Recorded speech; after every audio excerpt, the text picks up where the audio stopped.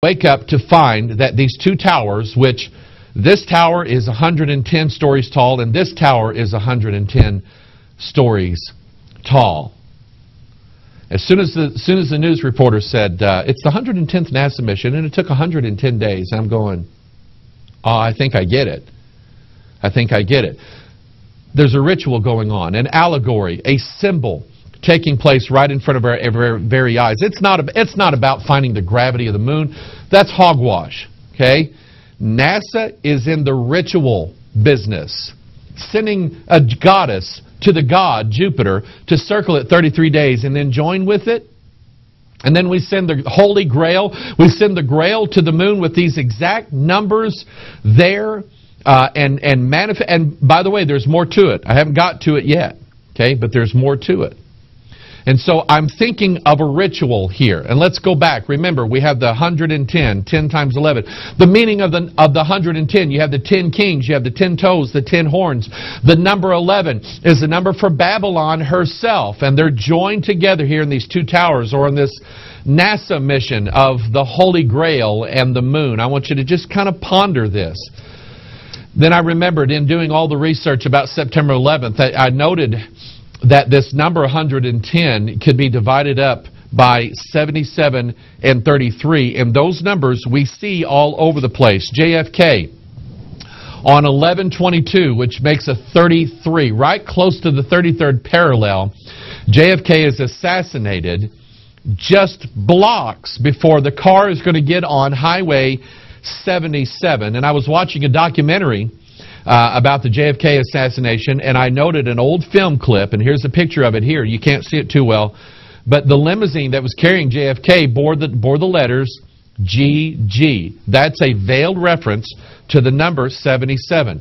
Then we have Highway 77. Let's start looking at all the things that happen on Highway 77. And remember, we're looking at two numbers, 77 and 33, that make 110. This number. We're going to go to the Bible here in a minute.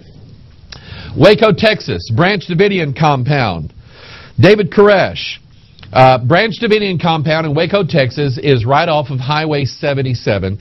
And of course, David Koresh was 33 years old. And then to celebrate the Branch Davidian Compound burning down, Timothy McVeigh and others decided to blow up a building called the Alfred Murrah Building, which had 33 columns down on it. It is just blocks away from Highway 77. And then you have the Pentagon building, which is 77 feet tall, struck by Flight 77 on longitude 77. Okay? And oh, by the way, the pilot of Flight 11 that flew into the 110-story towers, Muhammad Atta, you see his birthday there, 09/01/68.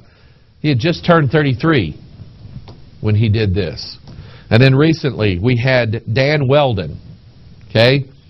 Race car driver, 33 years old, died in a fiery crash while he's driving car number 77. See, there just seems to be a ritual associated with these numbers. Why did it have to take 110 days to get to the moon? It certainly could have taken less time. It could have taken more time.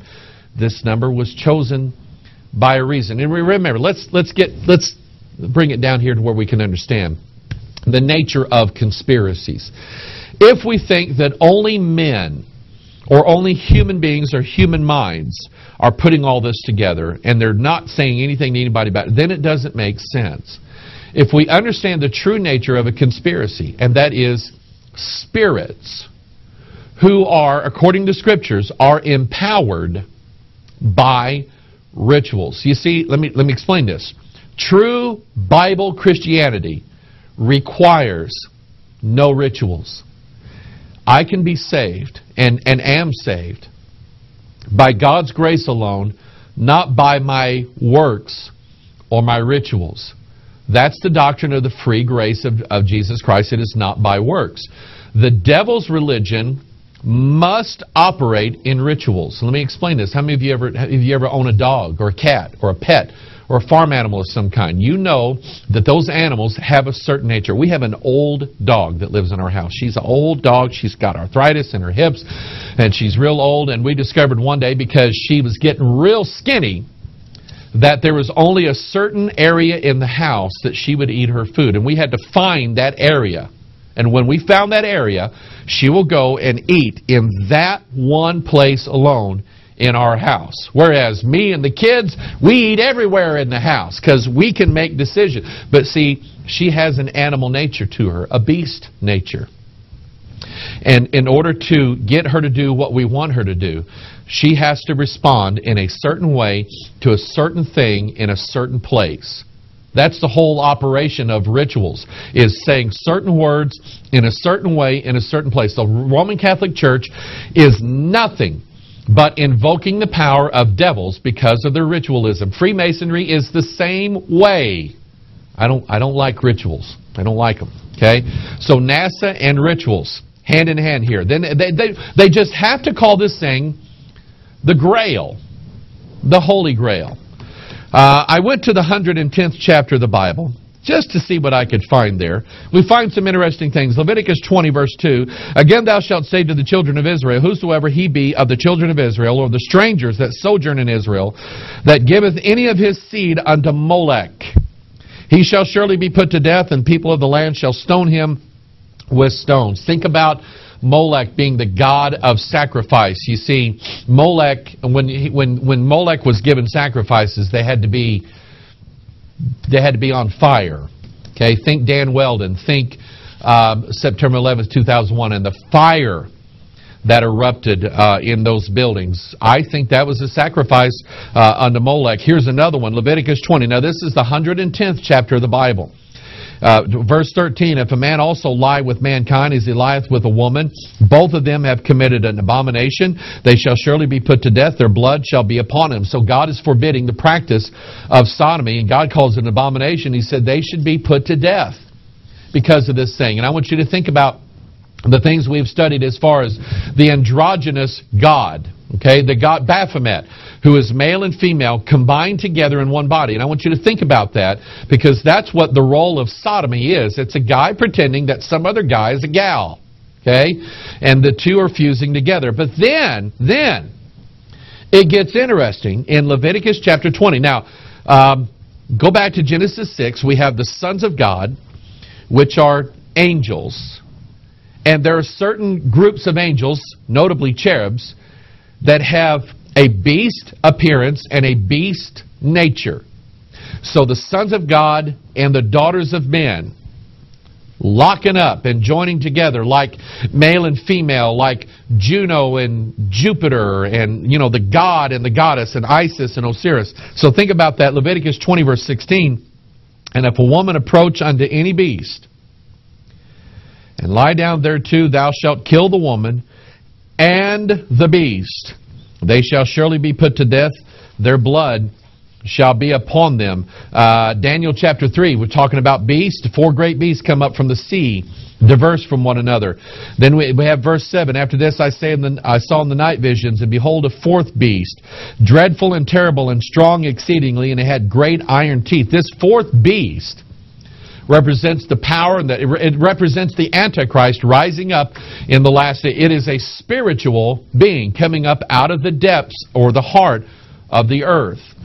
So I want you to think about this. Here we have the sons of God represented as angels or beasts. We have the woman in the 110th chapter of the Bible. God says this should never come into this. Okay? Most people don't need a law to tell them that. Okay? But God specifically recorded in His Scriptures because He knew what had happened before the flood. He knew what had happened after the flood.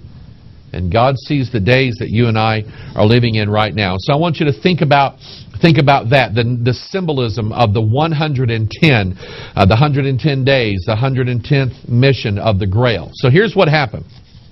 All right? I'm listening to the news.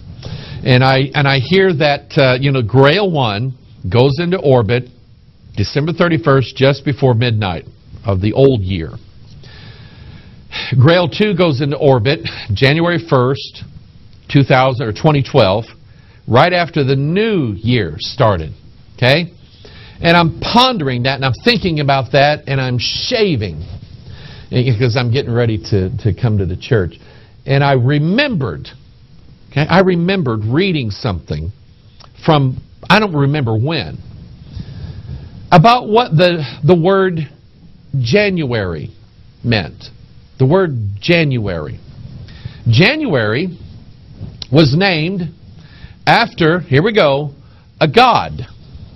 A god by the name of Janus. Janus. And Janus, you can Google this, you'll see it. Here's a representation of Janus right here. Janus has two faces. I happen to know some people like this. You probably do too. Janus has two faces. Okay? You might say that he is like the fusion of opposites. And they're both facing, not looking in the same direction. They're both facing in different directions. I want you to notice also that he has like a scepter, so he represents a king. He's on a throne. And oh, by the way, he has a key. We'll talk about that. That is related to the Masonic symbol, which I did a little bit more research on this particular emblem and found out like it's been everywhere. It's not just Masonry, it's everywhere. Of the double-headed eagle. Okay, now Manly Hall talks about this, and Albert Pike talks about the double-headed eagle as that since they're facing opposite directions, you have the representation of opposites, two things that are opposite one another, that are fused together in the same body. Remember the Great Pyramid with the capstone, two things that are opposites, Isis and Osiris, and they are fusing together to form the apex of that, which would be Horus, the all-seeing eye, which would be the hybrid or the Antichrist. Okay, here it is, right here. Okay, there's a close-up of it, but it's right here on this book. The Morals and Dogma, the Secret of Freemasonry, written by Albert Pike. And so, and Ordo ad Chaos, we talked about that, which means order comes up out of the pit. Okay, that's what Chaos means. It means the abyss. So then I remembered. Remembering January means Janus. And I remember that Janus had two faces. And I'm shaving, and I'm thinking about this, and I'm going, I remember reading what those two faces represented and why the first month of the new year is named after the god with two faces that are looking in two different directions. Okay? One face of Janus is looking to the past, to the old year. One face of Janus is looking to the future, to the new year. So think about this, okay? Think about it. Around the time of January, two Grails are sent to the moon. One goes into orbit in the old year. One goes into orbit right after it in the new year. Why? It was designed this way. Not to save the taxpayer money. Not because of the lunar alignment and the orbits and the way, this and that and the other. No, no, no. It was designed this way to show the ritual, to show this, to reveal or to further veil the secret. And what's that secret? It's the secret of the hybrid. We get into Daniel chapter 2. They shall mingle themselves with the seed of men. That's what Janus actually represents. Here's the article from Wikipedia that describes Janus a little bit. In ancient Roman religion and mythology, Janus is the god of beginnings, and here it is, transitions. Thence also of gates, doors, and doorways. I want you to think about that. Endings in time. He is usually a two-faced God since he looks to the future and to the past. Now, I'm one of these that just believes that, I read Wikipedia and I'll read Morals and Dogma, and I'll read the Aquarian Conspiracy, and I'll read everything that Dan Brown writes and all that stuff. But I'm just one of these that just really thinks that the real key, if you just want to know the mysteries and the secrets, you go no further than the King James Bible. What is the two-faced God a representation of? Remember, he looks to the past and he looks to the future. Revelation chapter 17 again. The beast that thou sawest was, that's past tense, is not, that's present, and shall ascend out of the bottomless pit, that is chaos or the abyss, and go into perdition, and they that dwell on the earth shall wonder, whose names were